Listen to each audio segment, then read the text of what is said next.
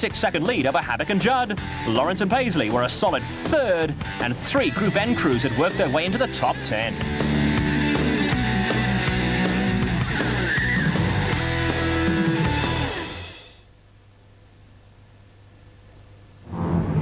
Day 2 of the Stanek Great North Rally, and searing heat had given way to leaden skies, occasional drizzle and a sharp drop in temperature. Ahead of crews lay a series of special stages in the Zanin area before the trek back to Petersburg via Makubuskloof. Trailing VW Motorsport crew Jan Havoc and Doug Judd by 14 points in the championship, Serge Damso and Guy Hodgson desperately needed to win. For the Castrol Toyota pair, a 46-second advantage was a nice way to start the day's proceedings. Well, the lead of 46 seconds doesn't mean it's a big gap, but we're going to try and keep it there and go as hard as we can today. Matters also quickly took a turn for the better for the factory Castrol Toyota team. The first special stage of the day was a combination tar-gravel affair in the vicinity of the Zanin vehicle test station, and Damso and Hodgson picked up another 5 seconds on Havoc and Judd to move into a 51-second lead. Etienne Lawrence and Robert Paisley in the team Total Toyota Conquest needed only a trouble-free day to be reasonably assured of third place, while Chad van der Velde and Cindy Harding were firmly in control of Class A7. The impressive Kali van der Merwe and Andre Vermeulen in the Toyota Conquest were in much the same position in Class A6, while Hannes Slobber and Nick Haddon in the Total Bridgestone Nissan Sentra started the day with a 40-second advantage over Dean Saunders and Graham Hooper in the Group N category. Skalk Berger and Martin Borger in the Bridgestone Quality Tires Toyota Corolla started the day 7th overall, with the pair enjoying a fair degree of success in the FIA African Continent Rally Championship this season. Class N2 leaders Dean Saunders and Graham Hooper were looking to consolidate their lead in the overall Group N Championship, while Team Total Nissan Sentra pair Cliff Blackman and Johan Klaassen had a little catching up to do. Playing the catch-up game was also the lot of Paolo Piazzamuso and Richard Leake in the Sasol Ford Escort, and there were ominous early signs that all was not well with the Class S20 leaders, Doug Kemsley and Steve Krobbelaar in the Titan Top Car BMW. There were early morning blues too for KwaZulu-Natal crew Krista Witt and Alec Harris, who managed to get themselves into a terrible tangle.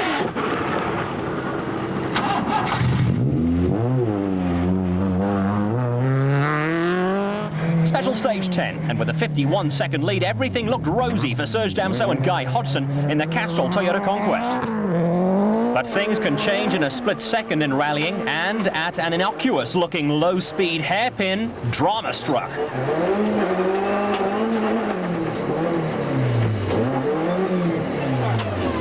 Move the back. Move the back this way, down. The Castrol Toyota was beached, and when Damso and Hodgson finally got going again, they'd lost 3 minutes. From a 51-second deficit, Jan Havoc and Douglas Judd suddenly found themselves more than 2 minutes in the lead, with a 4th successive Stanek Rally Championship win theirs for the taking.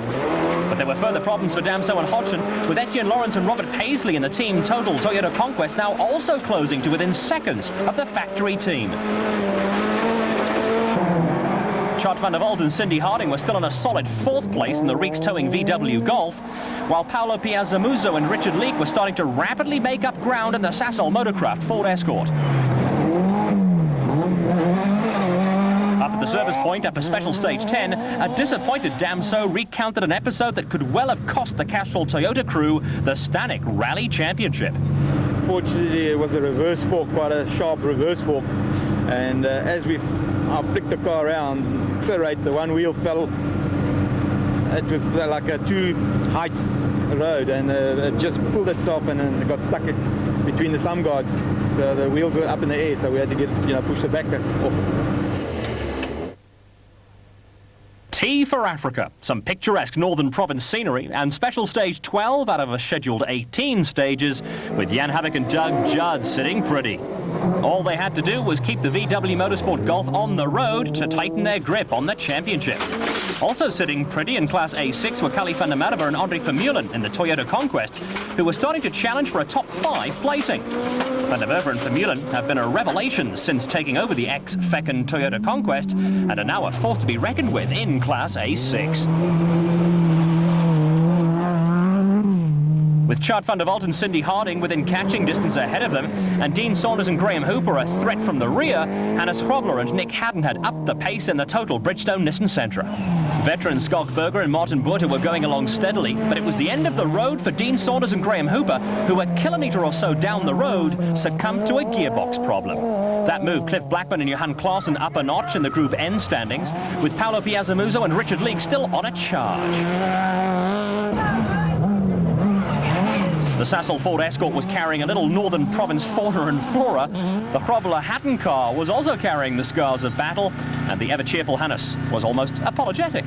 We went to start chasing Chart and the bigger guys in the front, and we sideswiped a little tree at high speed. I saw it was coming, but couldn't avoid it.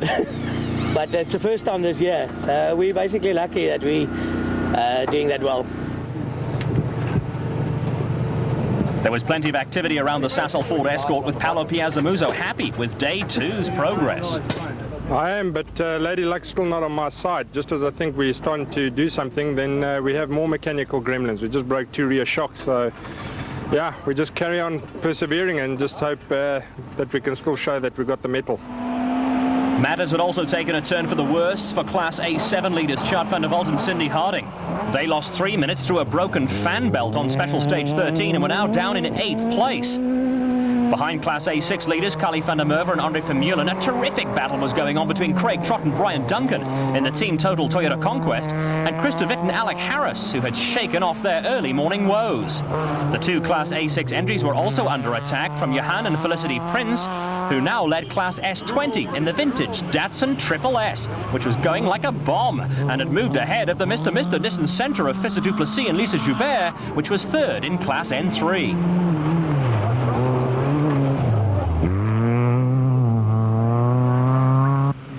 Down in Class N1, the consistent Mike Houghton and Brian Doherty in the Toy Toyota Taz were chasing after class leaders Richard Fasaki and Caroline Simmer in the Team Total Toyota Taz. Newcomers Scott Howden and Bayers Pretorius were having a good run in a Nissan Sentra, and although Houghton and Doherty were around 2 minutes behind Fasaki and Simmer, they'd not given up hope of catching the championship leaders. At the moment, Fasaki's about, I think, at the moment from last night, 2 minutes ahead of us. He took 16 seconds of us on the first stage, and we've managed to pull back the last 2 stages. So we probably still about 2 minutes behind him. Still a long way to go. So we're going to be pushing hard to catch him. The penultimate special stage back in Petersburg, and unless anything untoward happened, Castrol Toyota pair Serge Damso and Guy Hodgson were going to have to be content with their 4th second place in a row. Rally and championship leaders Jan Habak and Doug Judd were able to control matters from the front and were still around 2 minutes ahead of the factory Castrol Toyota. After a brief spell in 2nd place, Etienne Lawrence and Robert Paisley were back to 3rd in the Team Total Toyota Conquest, while Chart van der Walt and Cindy Harding were still 8th and 30 seconds behind Schalk Burger and Martin Botha. The van der Merwe Vermeulen Toyota Conquest had not missed a beat, with the pair a solid 5th and leading Class A6. Hannes Hrobler and Nick Haddon had the Group N category and Class N3 in the bag after another impressive display, while further down the field another blast from the past was still going strong, with the Toyota Corolla of Johnny Gemmell and Errol Finnis now running 2nd to the Prince Datsun in Class S20. Rodney Fasaki and Caroline Simmer were now more than 3 minutes clear of Houghton and Doherty at the front of Class N1, with the aging Datsun of Philip Smith and Clive Smith also keeping the flag flying among the Class S20 brigade. The spate of Class A7 retirements saw Robin and David Goodman running 2nd in Class A7 to Van der Walt and Harding, while a late charge had taken Wayne and Dave Watt into 3rd place in Class N1, with the Toyota pair fighting a battle at the back of the field with the Class A7 Nissan Sentra of Ken Vestermeyer and Gerhard Sneyman.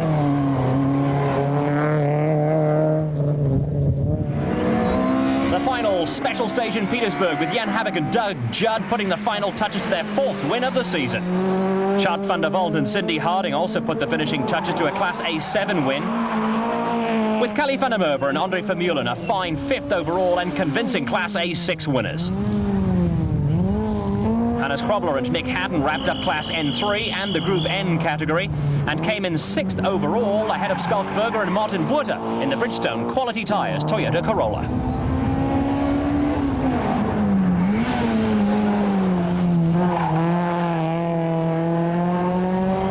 KwaZulu-Natal crew, Cliff Blackman and Johan Klaassen were a solid 9th overall in the team total Nissan Sentra, while Paulo Piazzamuso and Richard Leek, despite a last stage wobbly, capped a fine Day 2 fight back to finish 4th overall.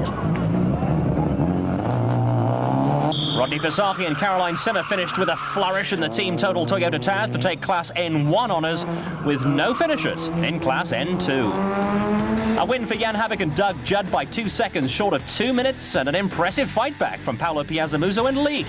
An impressive Class A6 win too for Van der Merwe and Vermeulen, with Krobler and Hatton moving to the top of the Group N championship.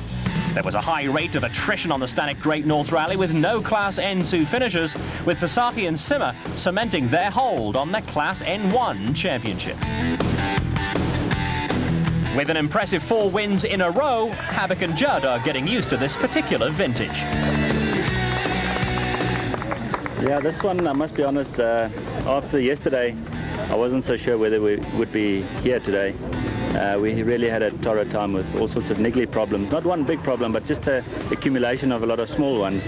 And the car wasn't working all that well. But anyway, so Serge obviously made our job a bit easier today. And, you know, 4 wins in a row is quite good for the car, I think. And I think the team feels happy, and we're quite satisfied with the result today. Hannes Krobler and Nick Haddon are also developing a taste for the champagne and celebrated moving to the top of the Group N championship. The rally was very tough. It was, I must say, it was a very nice rally. I mean, yesterday we were like in the desert with the heat, and today it was cold again. But we enjoyed it, and I think we finished about 6th overall, and I think we took the lead now in the Group N championship, probably just 1 point ahead of Cliffy Blackman and them. A 21-point lead now for VW Motorsport factory crew Jan Havik and Douglas Judd at the top of the Stanek Rally Championship with just 3 rounds remaining this season. And don't forget our website at www.stanekrally.co.